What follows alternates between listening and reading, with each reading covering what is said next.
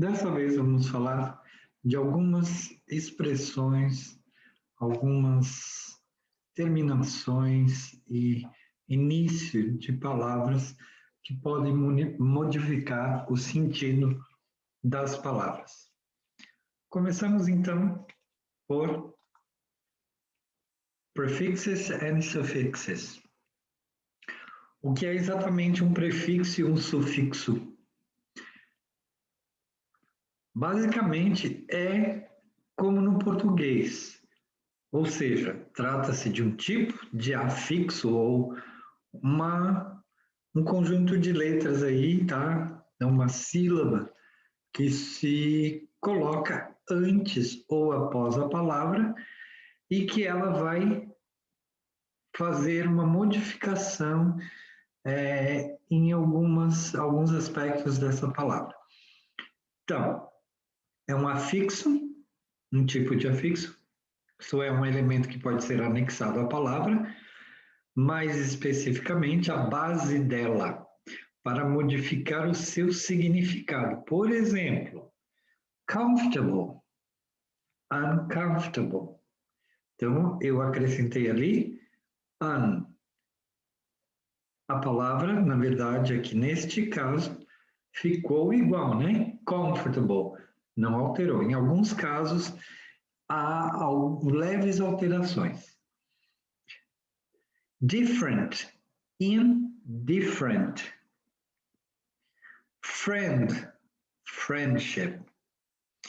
Se a gente for traduzir, dá para ter uma noção do mesmo tipo de coisa que acontece no português. Confortável, desconfortável. Diferente, indiferente. Amigo, amizade. Complete, completely. Aqui nós temos uma alteração, não só da palavra inicial, né, a base, mas a nova palavra formada, que ela vai mudar para um advérbio, tá? Então, completo, completamente. Agora, separando um pouquinho, né, prefixos, os prefixos, o prefixo é sempre colocado no início da palavra. Os prefixos em inglês, em sua maioria, têm origem latina ou grega. Aqui a gente nota, então, a influência do latim e do grego também, mas principalmente o latim, na língua inglesa. São poucos os idiomas que o latim não tem influência, são poucos os idiomas do mundo, tá? Como o hindu não tem influência, o japonês não tem influência, o chinês não tem influência, mas muitos outros idiomas têm influência. Por exemplo, alemão, o francês, obviamente, o próprio inglês tem muita influência, tem uma série de outras línguas que têm essa influência do latim, da língua latina. Os prefixos mais comuns, mais usados da língua inglesa são an, in, im, il, this, here. Por exemplo, possible, impossible. Então, esse im, aqui a gente está vendo que ele deu uma conotação aqui negativa. Possible virou impossible. Perfection, imperfection. Legal, illegal. Appear, disappear. Rational, irrational. Notem que todos esses casos aqui que eu coloquei nos exemplos e lá os prefixos mais usados, eles têm uma ideia negativa, tá? Impossible, imperfection, illegal, disappear, irrational. Então, esses prefixos dão uma ideia negativa. Os sufixos, nós usamos muitos sufixos que acrescentados ao final de uma palavra formam um novo vocábulo. Então, prefixo acrescenta lá no início da palavra. Sufixo é quando há o acréscimo de algum caractere no final da palavra. Sua principal característica é a mudança de classe gramatical, principalmente classe gramatical. Às vezes é substantivo, vira adjetivo, adjetivo às vezes vira advérbio. Então, ele muda o sentido das palavras. Exemplos. Happy, se eu acrescentar ness, vai virar happiness. Wire, que é fio, wireless. Então, sem fio. Olha o wireless que a gente usa bastante aí, né? Beautiful, que vem de beauty. Beauty é beleza, beautiful é bonito, é um adjetivo. Então, um substantivo virou adjetivo. Temos ainda as chamadas multi-word verbs ou phrasal verbs. São mais conhecidas mesmo como phrasal verbs.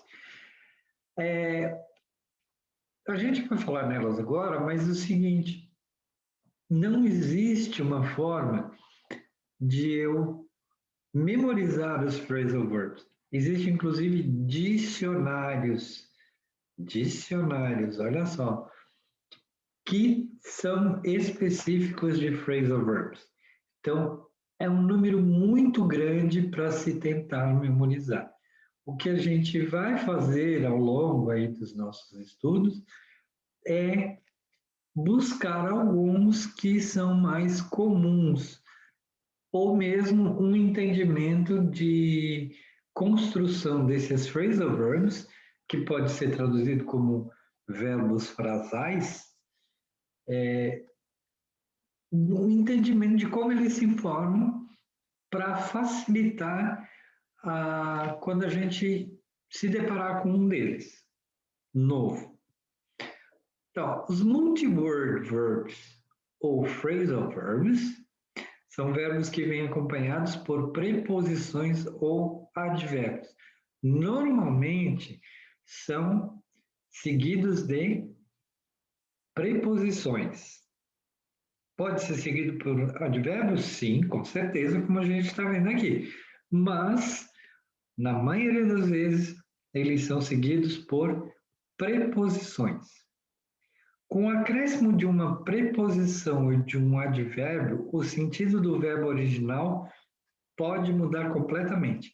Normalmente, ele tem uma alteração total da palavra, do sentido do verbo. Ou ele reforça algo naquele verbo. Ele dá uma especificidade maior. Por isso, os verbos frasais não podem ser traduzidos literalmente palavra por palavra. A melhor forma de aprendê-los é treinando e buscando compreendê-los como um todo. Vou colocar alguns exemplos aqui para vocês para a gente entender melhor. Por exemplo, o verbo é get, que se a gente vai no dicionário, vamos achar lá, pegar, tomar. Agora, se eu coloco up no fim, logo após, né? Get up já mudou de sentido, tá? Levantar. I get up at 6 o'clock. Então, eu me levanto às 6. Então, de pegar, tomar, virou levantar. Turn, que seria virar, mudar. Turn on e turn off. Turn on, ligar. Turn off, desligar. Look, olhar ou ver. Se eu coloco, por exemplo, out, Em seguida, look out é uma chamada de atenção.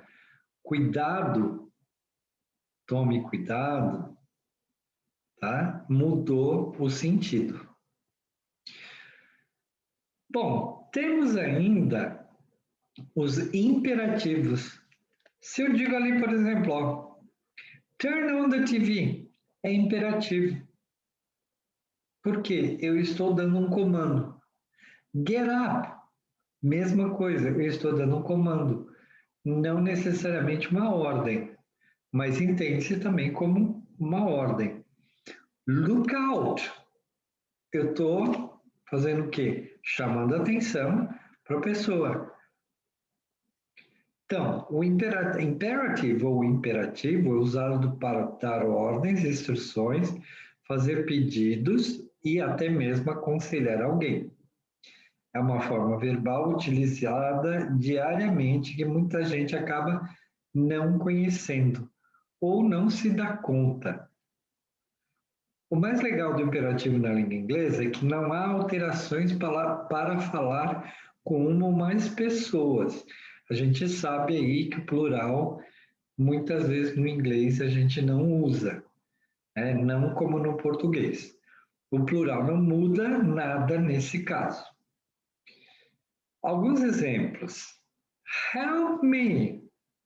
Essa é bem comum, né? Então, é um imperativo. Go away. Do it now. Dependendo da entonação, todas as frases do imperativo pode tomar uma conotação de ordem, de conselho ou de sugestão. Isso dependendo da entonação. Por isso que entonação em inglês é muito importante. Eu posso ser incompreendido ou mal compreendido se eu não coloco uma entonação mais adequada. Sit down, look out, tell me what you want, close the door when you leave. Então a gente já tem algo assim mais complexo, né? Maior, uma frase. Tell me what you want. Me diga o que você quer. Se eu coloco uma outra entonação aqui, ó. Tell me what you want. Já estou mais impaciente, né? Close the door when you leave. Close the door when you leave. Vocês percebem que eu estou dando duas entonações diferenciadas. Uma um pouco mais agressiva e a outra mais leve, né? Quase que o pedido de favor. Close the door when you leave. Close the door when you leave. Clean the kitchen first. Chicken. Clean the kitchen first. A mãe está lá, né? Vocês estão pedindo para a mãe dar uma voltinha. Aí a mãe fala, clean the kitchen first. Complete all the sentences. Isso é um comando, né, que eu estou dando na forma de imperativo, muitas vezes em avaliações. Please, go to your room. Estou pedindo, por favor, mas estou dando basicamente uma ordem, estou dando um comando. Pode ser um pouco mais agressivo e mais sério o negócio. Please go to your room. Be quiet, please. Be quiet, please. Vocês reparam que tem uma diferenciação na entonação, então a ideia aqui é diferente. É mais agressiva, é mais a sentido de ordem. É mais suave, é um pouco mais de conselho ou um pedido, né? Temos também alguns exemplos negativos. Don't touch it. Don't be late. Don't yell in the church. Don't be scared. Don't worry. Don't drink and drive. Don't ignore me. I'm talking to you. Don't eat this cake.